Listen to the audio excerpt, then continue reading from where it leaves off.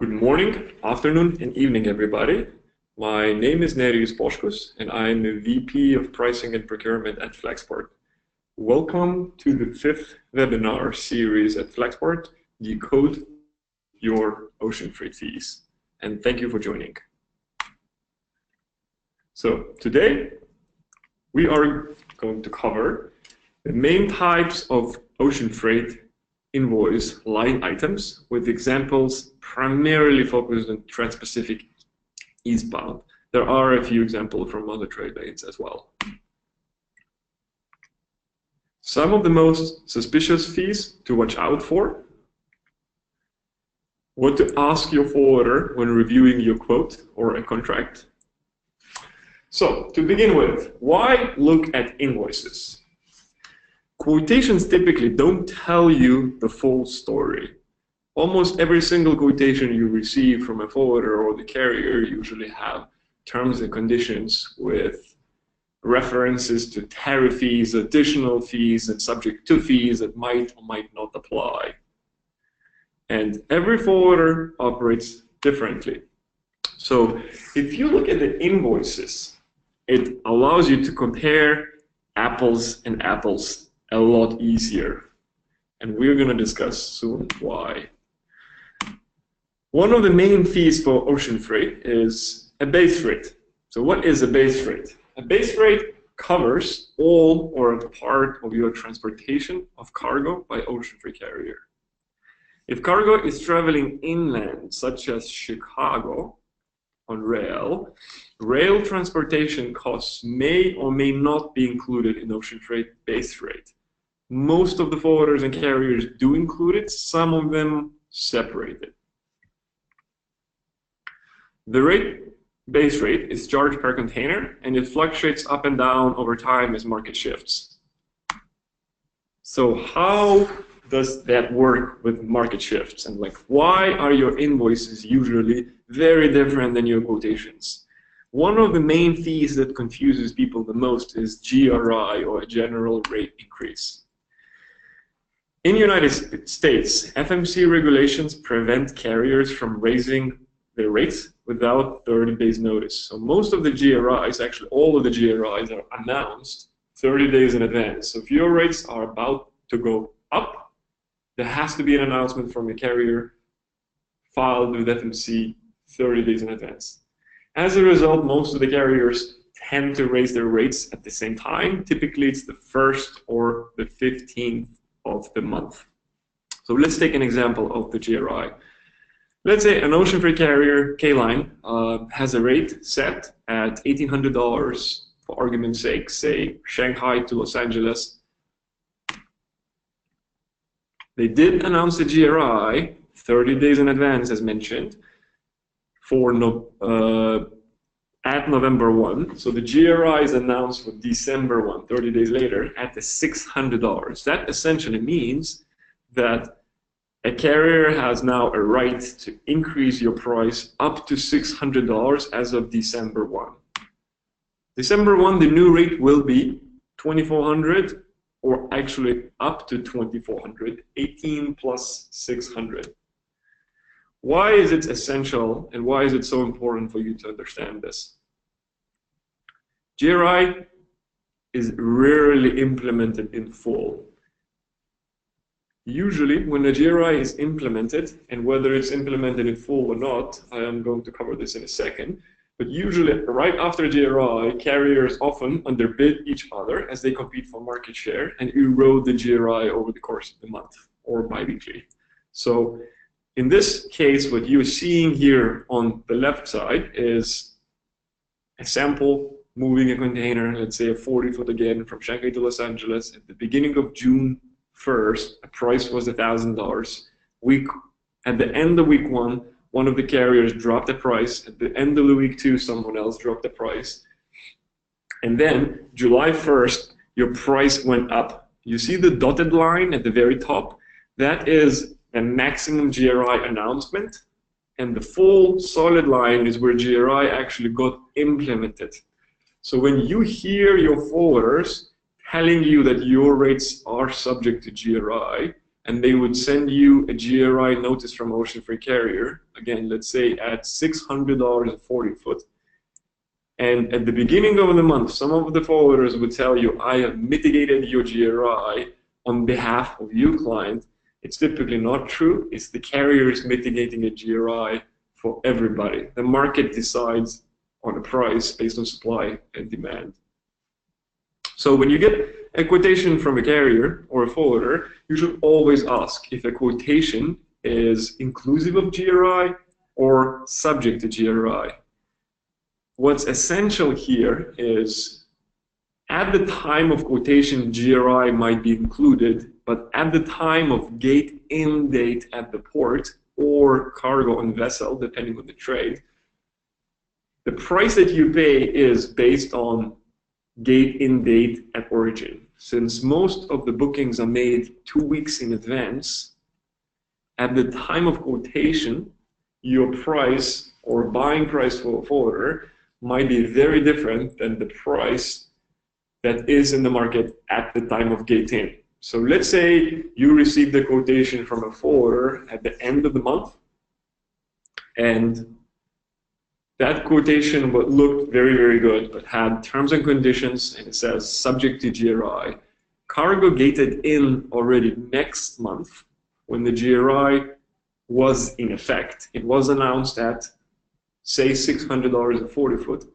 You really have no ability to check whether a forwarder is outlaying a GRI as implemented or as they see fit in order to make a margin. So again, when you get a quotation from a forwarder that's subject to GRI, tell them that my cargo ready date is expected to be, let's say, October 3.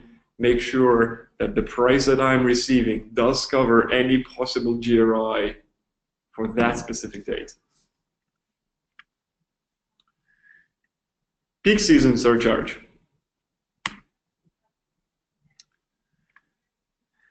PSS is somewhat different than GRI.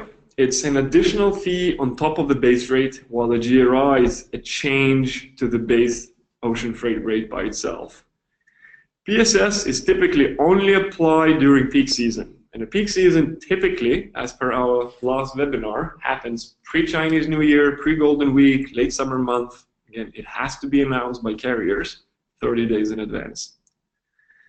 Peak season applies regardless of GRI for a limited period of time that may be agreed in advance in the contract. So if you do have a contract with your carrier or a forwarder, your contract should explicitly say whether GRI or PSS fees are subject to or not. Say your GRI got implemented, but PSS still might apply. So read your contracts very carefully. For any extra volume above your historical allocations, you might pay even more during peak season. Always clarify with your forwarder if your price that you have received for your contract covers all volumes that you have, or are there any limitations? Some carriers or forwarders limit your volumes up to historical average, others would allow more.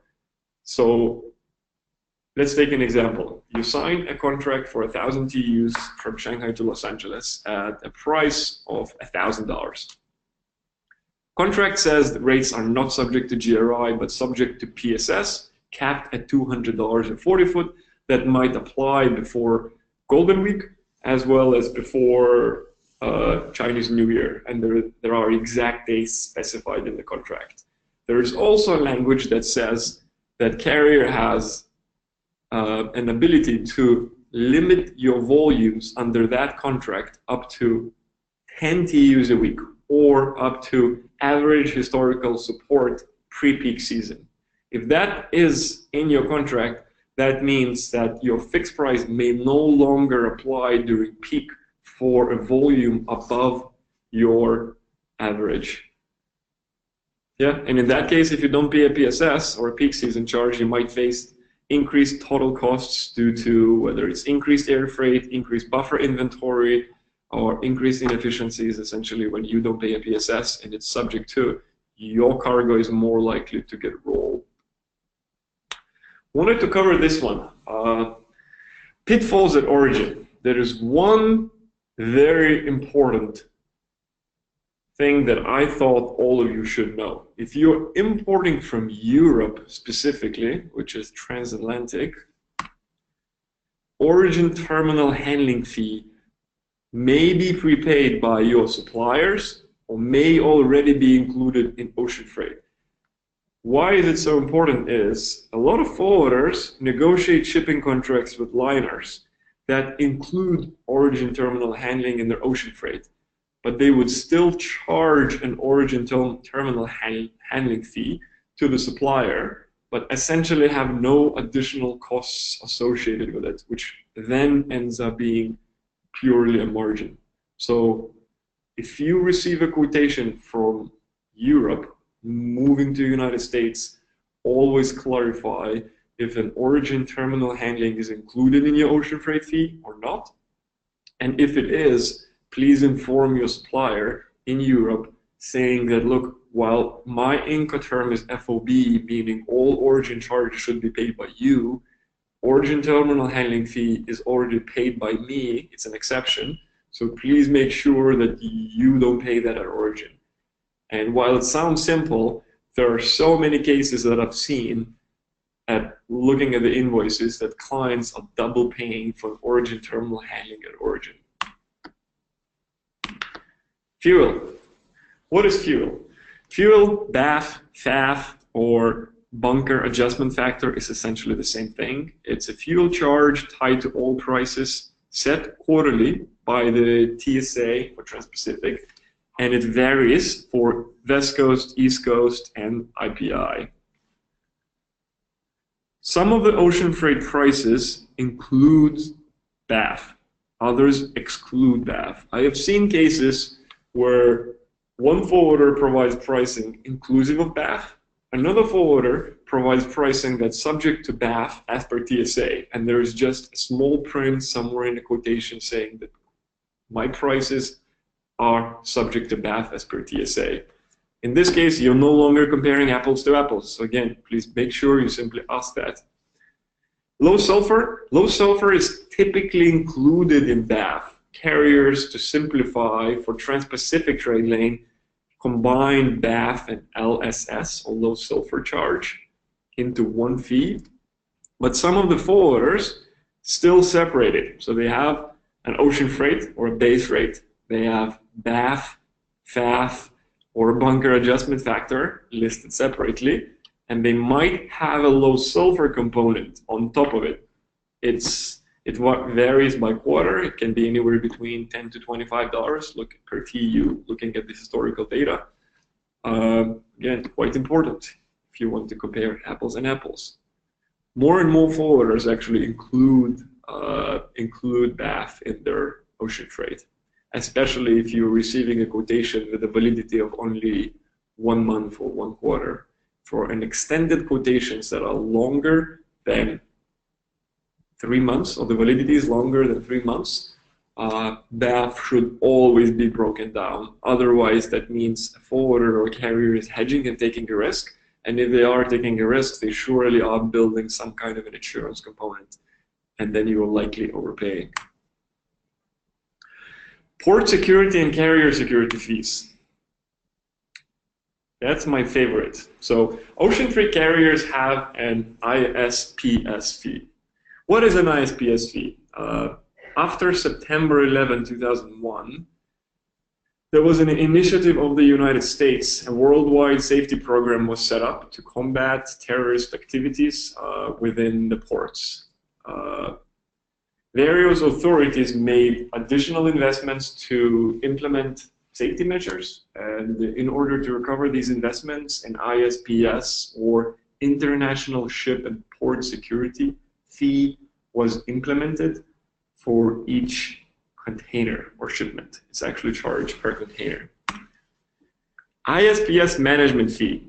Take a look at this one very carefully. This fee is completely made up. Some forwarders are charging ISPS management fee, which for them is purely profit. There is no such a fee.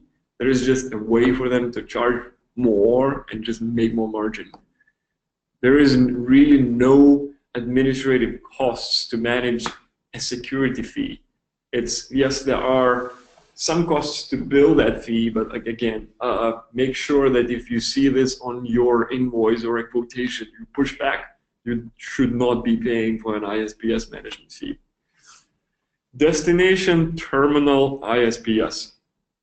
Some carriers charge this in addition to ISPS, depending on the port and the carrier. Clarify. When you receive a quotation, ask, are the security fees included? If an answer is yes, ask, are all of the security fees included? Is an ocean carrier ISPS included and destination terminal ISPS included?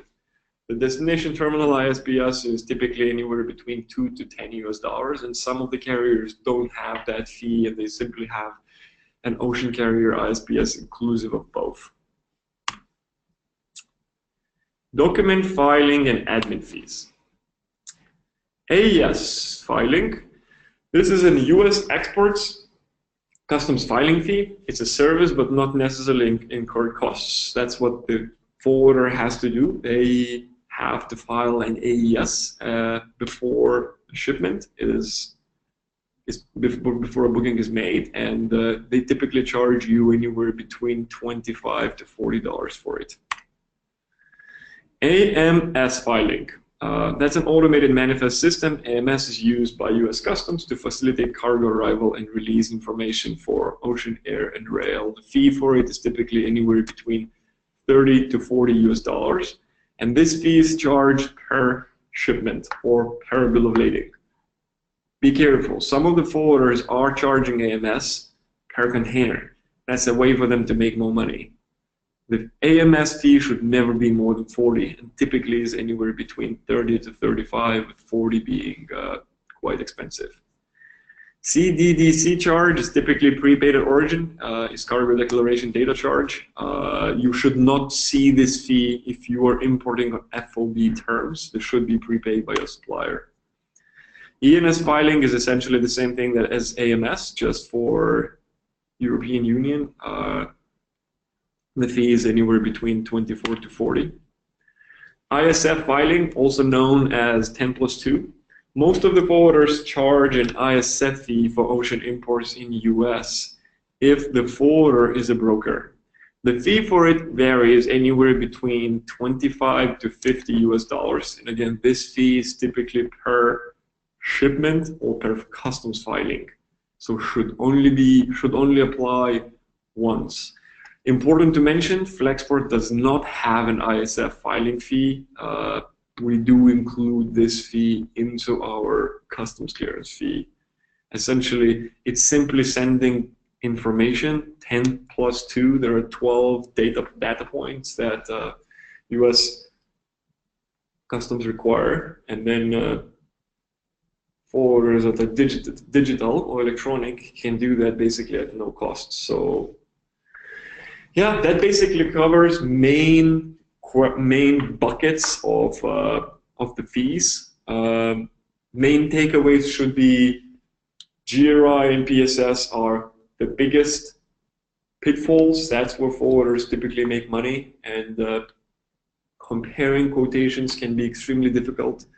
Don't be hesitant to work with your forwarders and always compare a quotation with an invoice. There is one important thing is, if you're looking at an old invoice, the market conditions might have changed, so that's only the base rate. However, if you want to identify the fees that are subject to or not subject to, and if your other forwarder will charge those fees or not, comparing line by line is actually a very, very good idea. So now would be time for questions. There obviously are very many other fees filed by different carriers in the FMC tariff.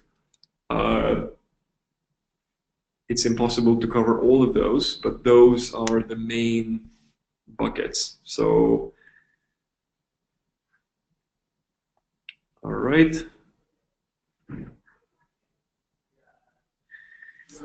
First question, will this webinar be replayed later? Yes, You will be able to see a recorded version, and details will be published later. Second question is basically the same thing. Is webinar being recorded? Yes, this webinar is being recorded.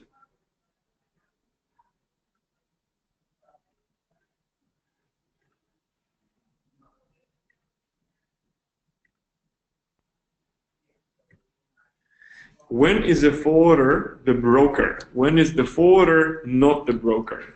So I would assume this question basically asks, if the forwarder is clearing customs, then they are a customs broker. That means they are a broker. If your customs is cleared by someone else, meaning your freight forwarder is sending the documents for customs clearance to another company that clears your customs, that they're not a customs clearance broker.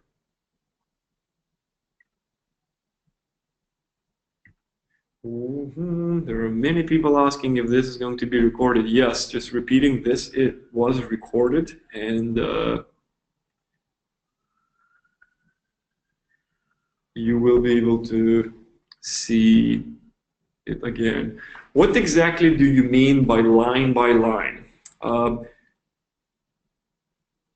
When you get an invoice from a forwarder, there are many line items, and that's what I mean. The first line item might say base ocean freight $1,200. A second line item might say BAF $304, and so on and on and on. And every single fee should have a header associated with it, and you simply should question, should these fees apply or not? Like I said, it's kind of impossible to cover every single fee that forwarders can come up with, but you have full rights to ask if these fees are legit or not. That's essentially the whole takeaway of this. Is each fee a line? Some forwarders might be rolling fees in one price. They would have something like import service or a handling fee, and they might lump sum some of the fees. But again, it's all about you asking your forwarder what are those fees, and your rights to ask other forwarders if these fees apply or not. Feel free to always come to us, or even myself, firstname@flexport.com, and I will be happy to assist and explain if the actual fees are legit or not. The additional fees or subject to fees are the main way that forwarders, especially the ones that don't add a lot of value but have a good price, make money. So while the quotation looks very good on paper, the invoice doesn't always look that good. Does Flexport offer air cargo? Yes, about half of the Flexport business is air freight, so we are a huge company when it comes to air freight, and feel free to reach out. We are here to help you with your air freight shipments. Do you have any freight forwarder companies you can recommend from China to Lima, Peru? Please sign up for Flexport online, and we will reach out to you, and we should be able to assist you ourselves. What is your entry fee? So an entry fee is typically a customs clearance fee that in the market, customs clearance fee is roughly, again, depending on how well you negotiate, how many entries you do a year, it can be anywhere between, I would say, $95 US to $150 US, subject to ISF, that a total mix, so that a total ISF from a customs clearance usually is about $125 to $200 US if you include both fees. At Flexport, we don't have ISF. We typically charge our clients $125 US for customs clearance inclusive of ISF. Thank you, it was interesting and useful. Thank you very much. What does FMC stand for? FMC is Federal Maritime Commission. Are handling fees necessary? No, handling fees are not necessary. Depends on the forwarder. Some of the forwarders are charging a handling fee and have a margin in the ocean freight fee. Others just have a handling fee but make less money on ocean freight. Again, it's more about comparing apples to apples. If one forwarder charges you a handling fee and another one doesn't, maybe they do charge more for ocean freight fees.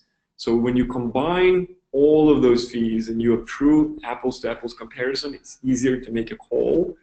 But to answer your question, a handling fee is something you can waive quickly or easily. Now, important to mention, there are origin terminal handling fees. Those are applicable and always necessary. That's basically you're paying to load your container from a ground to a ship. And there is a destination terminal handling fee at the destination, which is charged for discharging your container from a ship to a terminal. So those always apply. But the handling fee, or the forwarder handling fee, some forwarders actually call it an import service fee. Those should be negotiable and can be waived. And yeah, again, you don't have to pay them if you negotiate. Any thoughts on wharfage? Wharfage applies at the ports of Houston, Mobile, Alabama. Some carriers charge that in Miami and Jacksonville or Tampa, basically the Gulf ports. And this fee is actually a legit fee. Some forwarders do include it in their ocean freight containers or in their ocean freight fees. Others say somewhere deep in terms and conditions that wharfage fees might apply. So if you're shipping something to the Gulf Coast, again, Houston, Texas, Mobile, Alabama, New Orleans, Tampa, Miami, or Jacksonville, please always check with your freight forwarder if wharfage fees are included or excluded. The difference can be about $60 per container. When does the harbor maintenance fee apply? Harbor maintenance fee applies every single time you are importing something to United States via ocean. It's 0.00125 times invoice value. That's how much this fee is. And if you're importing something to United States but discharge it in Canada, let's say if you're importing to Chicago via Vancouver, harbor maintenance fee would not apply. But if you are discharging at the port or United States port, any port in the United States, harbor maintenance fee does apply.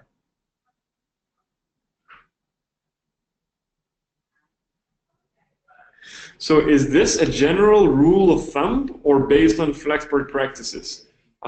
It's a general rule of thumb. It's based on Flexport practices, it's based on my experience. Those are the fees that you should be watching out for. Those are the fees you should be questioning. And yeah, that's basically a general practice. Again, it's very hard to cover every single fee that might or may not apply. What Incoterms are better to use, FOB or XWorks? It really depends. It really depends where you're shipping from and where you're shipping to. If you're importing something from Asia, typically it's better to let your suppliers handle an origin piece. They know better what happens at origin. So most of the customers importing from Asia to the United States are shipping under FOB terms. Same with Asia to Europe.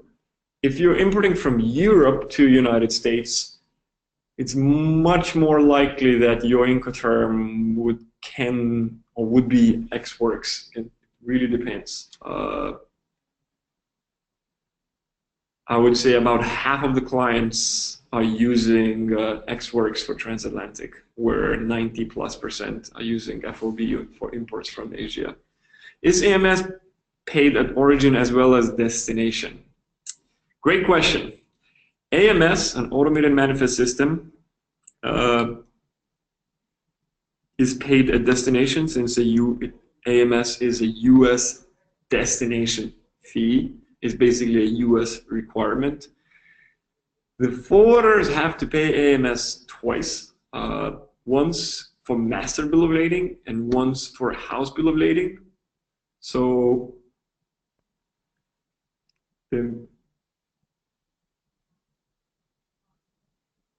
one of the bill of lading AMSs will be paid by the suppliers, and I don't remember off the top of my head whether it's a house or a master, and another one is paid by the destination. How to best mitigate GRI fluctuations? Very good question.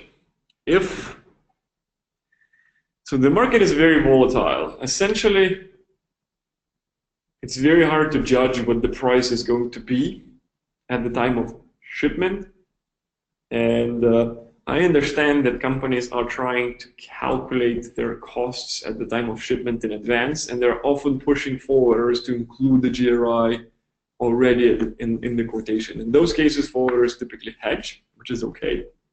The other way to do that is tell the forwarder, I'm okay that my price is subject to GRI, but when market declines, I want a reduction. So basically ask your forwarders to give you an updated quotation every single week.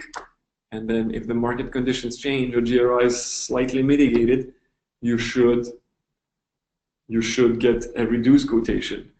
Important to mention, some of the forwarders don't send you new quotations when the price expires. Let's say, again, you're importing something from Shanghai to Los Angeles, your quotation expired at the end of September, but your cargo ready date is somewhere in October. October 1, or even at the end of the September 29 or 30th, you should receive a new quotation with an actual implemented GRI and not simply a subject to GRI quotation. Because, like I said, most of the GRIs are mitigated. You don't need to do much to mitigate it. The carriers are mitigating the GRIs.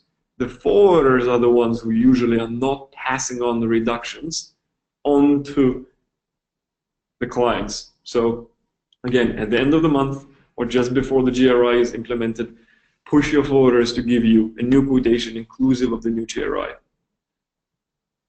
What is our ability to control peer pass and pre-pull charges? In order to avoid peer pass fees, you can pre-pull your container at night in Los Angeles. And for all those who are here still here, peer pass is a fee in Los Angeles that's being charged if you pick up a container from the port. I think anywhere between 6 a.m. to midnight. And the fee doesn't apply if you pick it up after hours. The pre-pull fee is being charged because your warehouse is not open at night.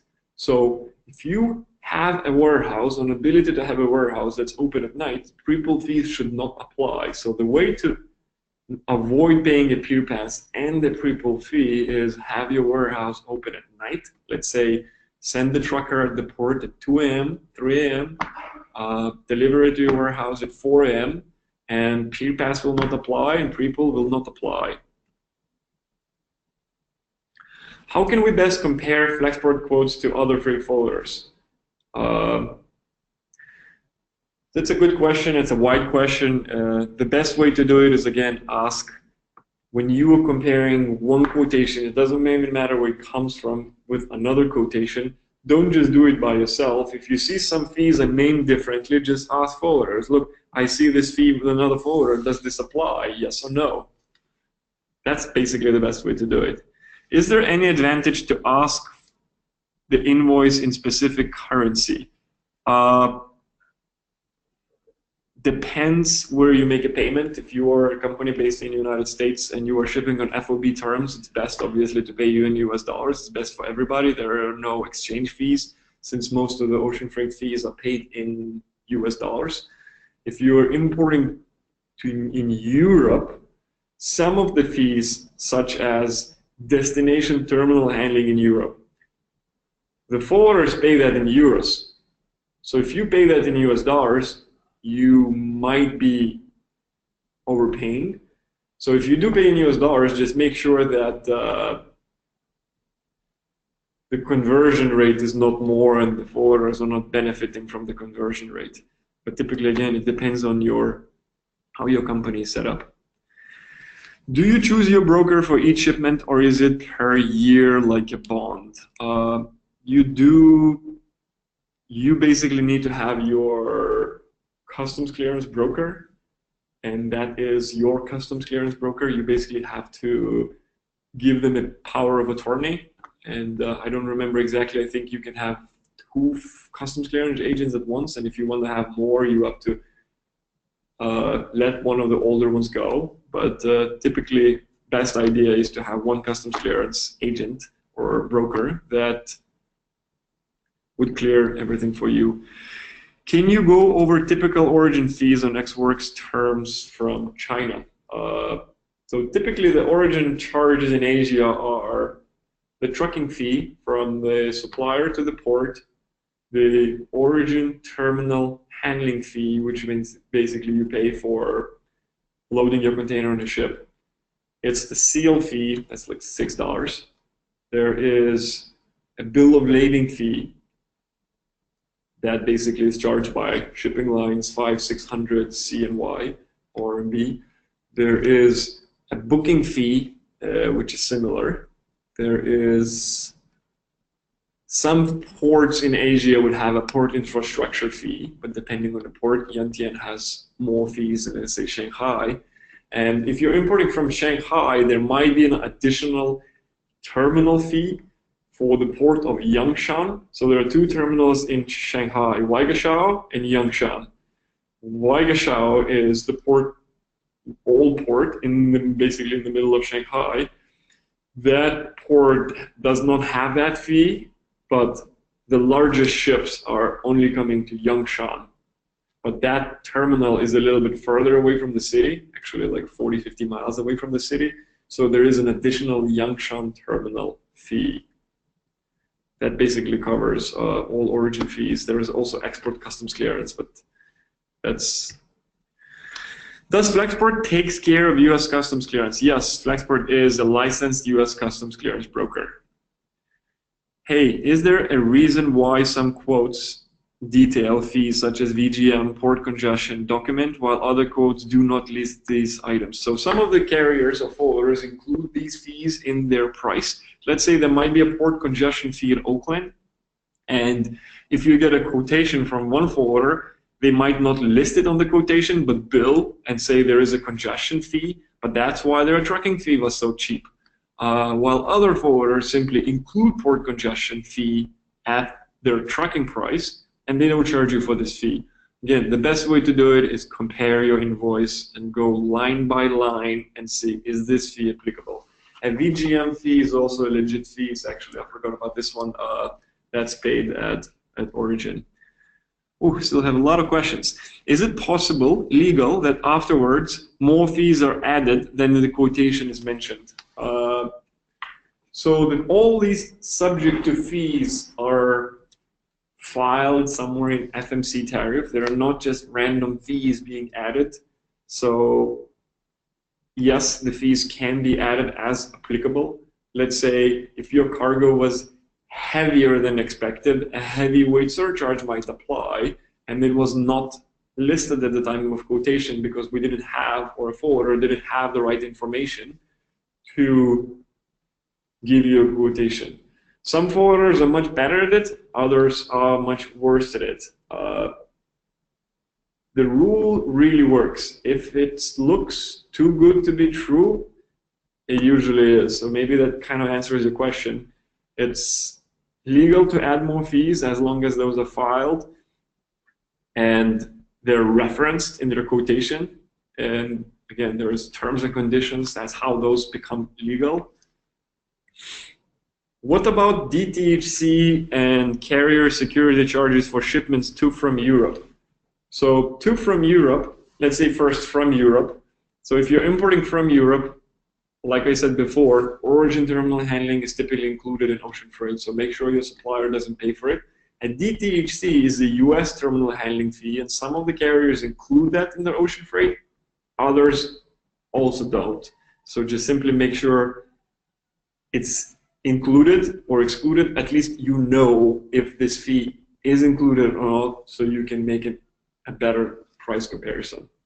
The CSC or cargo security charge, those basically work the same way as Trans-Pacific. These do apply, but some of the forwarders, for simplicity's sake, simply include them in the ocean freight. Are there any specific fees that only apply to shipments into Europe? Yes, an ENS fee is an equivalent of AMS. That applies for shipments going into Europe. And there are more destination fees in Europe. So if you're shipping something from, let's say, Shanghai to Rotterdam, your ocean freight price excludes destination terminal handling in Rotterdam, which is roughly 210 euro. And that will be paid by your buyer in Europe, where Trans-Pacific DTHC, or destination terminal handling, is included in the ocean freight quotation.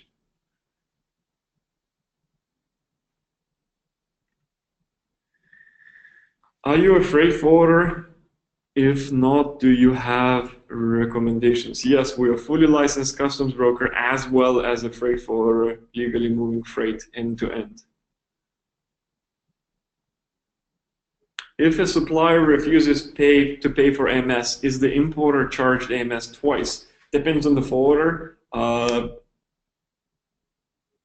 Typically not. If you do get charged for AMS twice, just challenge it. I have this in my quote from a forwarder. Is this appropriate? Customs clearance up to 3 lines. After three lines, please add $15 per 3 lines. That basically, some customs clearance agents are charging additional fees for additional line items. What that is if you're importing 10 different products in an ocean freight container, customs clearance fee would be, let's say, $125. That includes 3 items, or 3 HS or harmonized standard codes. If there are more products, in this case it's 10, some of the forwarders would add additional costs, or they would add additional fees for more line items because there is a little bit more work for them, especially the non-digitized forwarders. They have to manually retype all the data and clear customs for each product inside of your container. Imagine if you're shipping a container with, let's say, 1,000 different items. Now 1,000 different items have to be cleared. So yes, these fees are true. They are appropriate. However, not every forwarder charges first so much. $15 is crazy. So you can negotiate that. And you can also get a lot more free line items than 3. What about LCL fees? Is there any difference? Depends on the forwarder. An LCL market is basically a different animal by itself. There are so many line items and different fees at origin as well as destination in the LCL market. With Flexport, those are always standard. With other forwarders, I have seen a laundry list of fees. So yes, there is a difference because there is more than just a terminal to terminal move. You're actually moving from a CFS to CFS. So there are consolidation and deconsolidation fees. And because of a little bit added complexity, forwarders have, or they find ways to essentially make more money on LCL. So there is a lot of room for cheating when you ship LCL. So again, even more so, make sure you do question every single fee and compare that with other forwarders if those fees apply or not.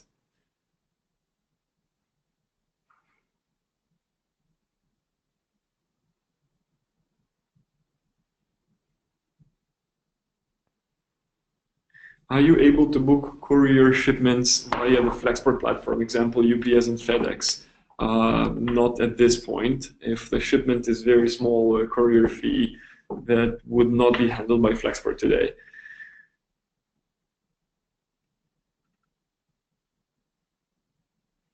Why are there disparities sometimes between the supplier and the forwarder on deciding the most appropriate HS code for our products? Who should I listen to? You are the importer. It's up to you to clarify what the correct HF's codes are. Your suppliers might tell you what they should be. Your customs clearance broker might advise or give you ideas. At the end of the day, you as the buyer are fully responsible to identify the correct HS code. Flexport is a customs broker. Yes, we are a customs broker. If you have FOB terms, can you charge an OTHC fees to your vendor if a carrier is including these charges in the quote? Yes, you can. It's included in your ocean freight fee, but you can make a forwarder exclude it and charge that to your buyer or supplier. What is the difference between single entry bond and continuous entry bond? A single entry bond is used once. Let's say you're importing something from Asia, US, you need customs clearance once, you have a single entry bond, you used it, it's gone. A continuous entry bond is for multiple shipments coming consistently, so you don't have to get a single entry bond every single time. It's basically a cheaper way to do that continuously.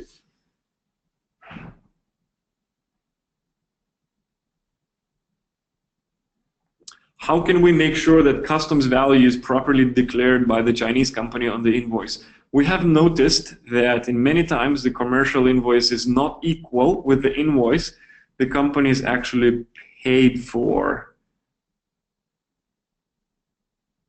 Equal with the invoice. Yeah, that would be definitely legal. You should work with your supplier.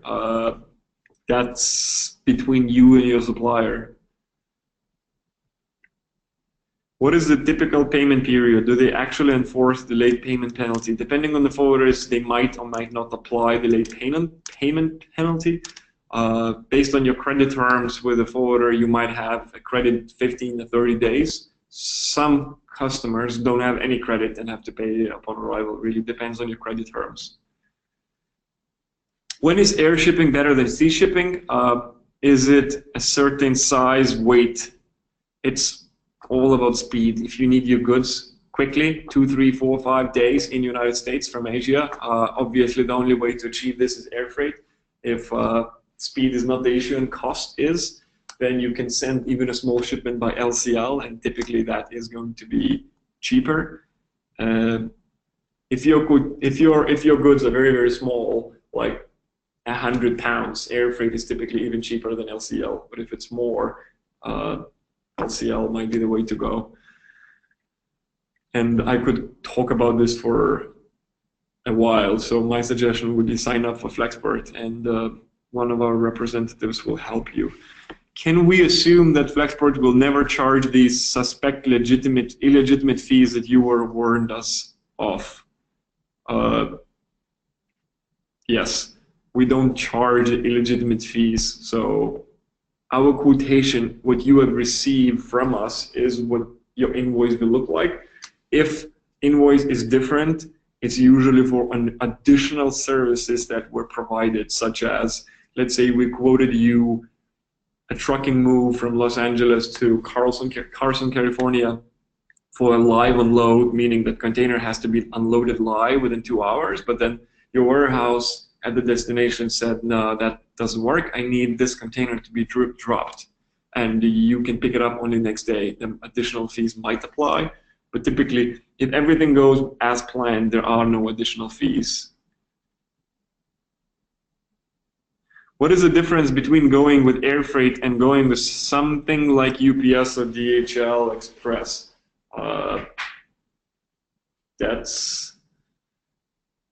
If you're shipping air freight, depending on the size, again, if it's a courier shipment, it's better to use a courier for it. If a shipment is 100 pounds or more, it doesn't matter if you're using UPS, DHL, or any other freight forwarder. They all have similar capabilities, so make sure you quote those with multiple providers.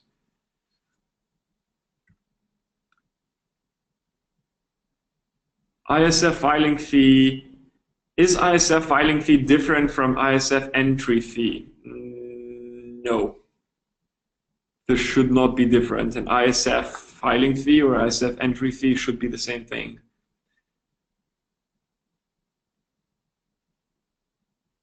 Is it possible to get your services? I heard that you are normally fully booked and are rarely taking on new clients. Yeah, we are taking new clients every day, so please sign up for Flexport and someone will reach out to you shortly.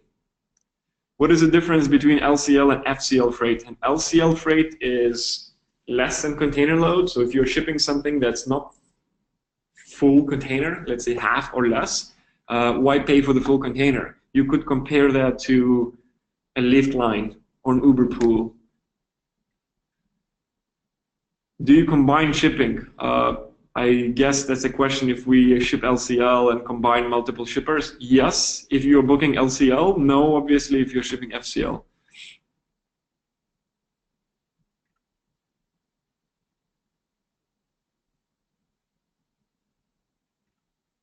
What is the difference between going, oh, that's the same question we had before, sorry. Can we reuse our existing customs continuous bond bought by other forwarder? I actually don't have an answer for this specific question. Please, Ahmad, reach out to me directly. I will refer you to the right people, which would be our customs brokers. Will you have handouts with all these different acronyms and their meanings?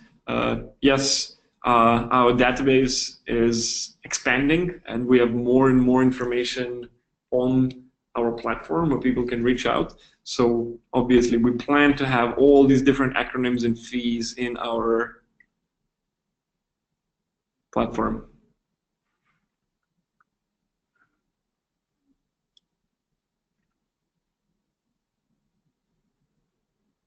Isn't Flexport an all-inclusive service? Why are we still comparing freight forwarders? I thought Flexport was a freight forwarder.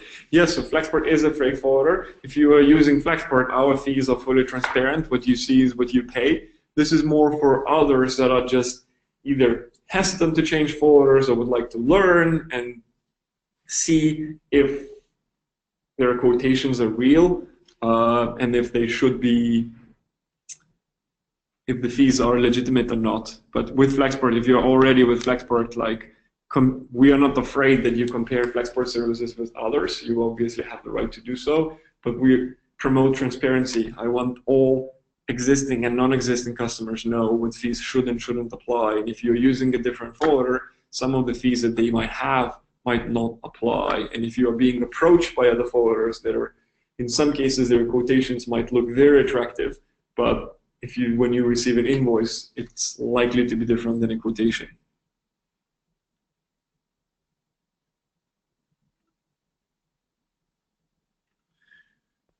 Chassis. What is chassis? Chassis is basically it's wheels. When you import a container, have you seen a big ship coming to Oakland or Los Angeles? Those containers have to be loaded on chassis or on wheels. So when you're renting a truck, the truck doesn't come with chassis. The chassis pools are separate. So essentially you're paying for the truck, you're paying for the chassis separately. And chassis rental is usually per day, and market price for chassis is anywhere between $30 to $35 a day, with most of the forwarders having a minimum of 2 days. Does the DTHC fee cover CFS station fees for LCL shipments? No. Destination terminal handling fee covers the unloading from a ship to a terminal, and a CFS is a transloading or unloading fee for unloading the full container at the warehouse and then sorting these shipments.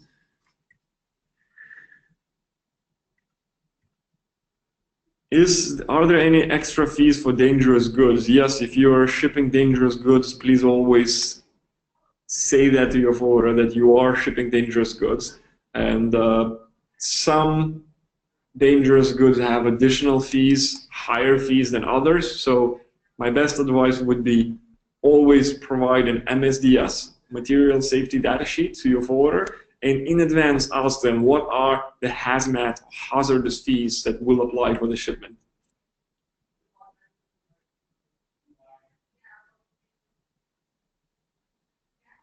Is ocean customs entry fee the same as air customs entry fee? Since air doesn't require ISF, would the entry fee be less? No, it's the same fee at Flexport, Again, depends on the forwarder. The reason why we don't charge for ISF, we don't have associated costs with it, since the platform is digitized. So if you're shipping ocean freight, you don't pay for it because we don't have costs associated for it.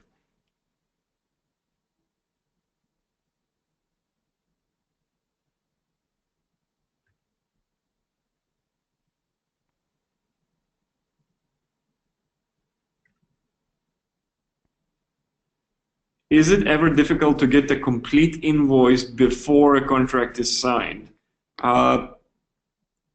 That's if you're launching an RFP or you're just receiving a quotation. Yes, obviously you have the rights to ask for all fees associated with it. So some forwarders don't like it and say they can't do it, but Flexport would definitely do that.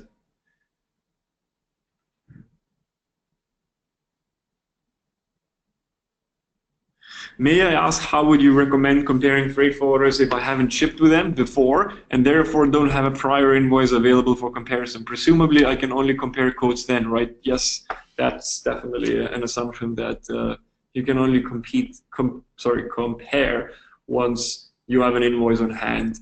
If you don't have an invoice on hand from the other forwarders, what you can still do is say, look, these are the fees that I paid today.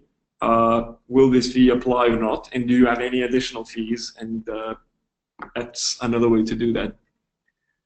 Is it normal to find courier fees? The courier fees only apply if you're using a different customs broker. So let's say if you are shipping with Flexport and we are your freight forwarder, but you don't use Flexport to clear customs and you have your own preferred customs clearance broker, that's when the courier fees apply. And if the same forwarder is clearing customs, the courier fee should not apply. Does every forwarder have a cubic meter minimum charge for LCL? I would say, to my knowledge, yes. The reason why there is a minimum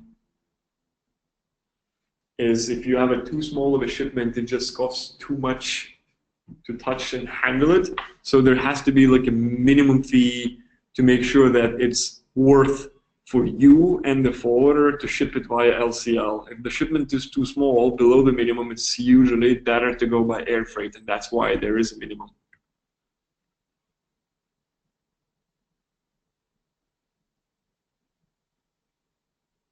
How does Flexport choose which ocean freight carriers they work with? I would need another webinar for this. We work with all ocean freight carriers.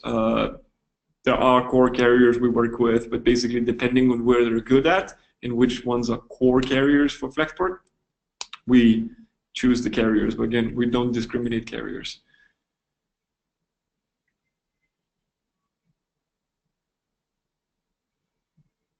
All right, I have a bunch of more questions and many people saying thank you. So yeah, thanks everybody. I do encourage you to reach out to us if you want to follow up. I would have to end this webinar, even though we do have more questions, since it has been an hour and quite a few people asked me if when is this webinar going to be over, since they have another meeting. So for the next webinar will be on Tuesday, October 17th. It's about a chart, a course to sustainability, measure, reduce, and offset your freight emissions. It will be led by Susie Schoenberg. So thanks again, everybody, and have a good day, evening, or night, depending on where you called from. Take care.